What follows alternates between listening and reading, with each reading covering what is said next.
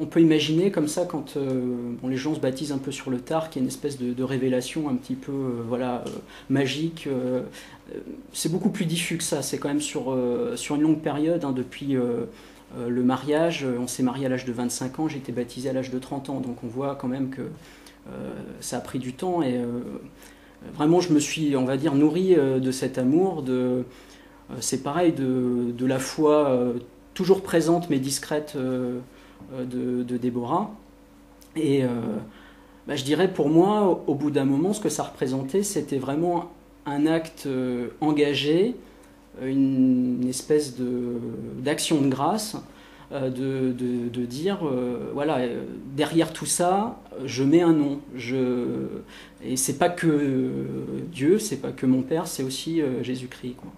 Donc, pour moi, le baptême, c'était vraiment derrière la reconnaissance bah, du Christ ressuscité et vraiment l'envie de, bah, de continuer tout ça, quoi. Comme je le fais avec mes enfants et j'espère qu'ils le feront avec les leurs, etc., à la suite de nous. Et en fait, je dirais, après, bon, il y a le prêtre qui nous a préparé aussi, qui m'a beaucoup accompagné. Et puis en fait, ensuite, il y a eu la naissance de nos enfants, donc, de par l'engagement qu'on avait pris dans le mariage chrétien, qu'on a baptisé, qu'on élève dans la foi chrétienne.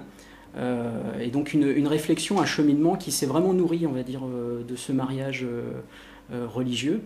Et puis, bon, bah, je dirais, après la naissance de notre deuxième enfant, là, vraiment une démarche d'engagement volontaire, où là, j'ai pris le pas de dire, bon, bah oui, là, je demande le baptême. Donc après, faire un catéchuménat, et puis être baptisé le jour de Pâques. Voilà.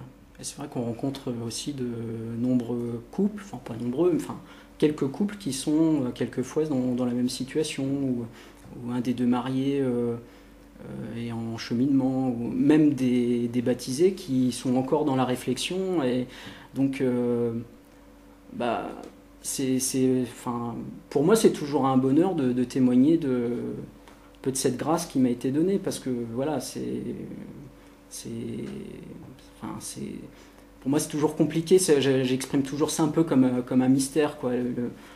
La révélation, ce qu'on disait tout à l'heure, c'est pas quelque chose de magique, c'est quelque chose de très diffus, c'est très intime, mais bah, pour moi, c'est toujours un bonheur d'en témoigner.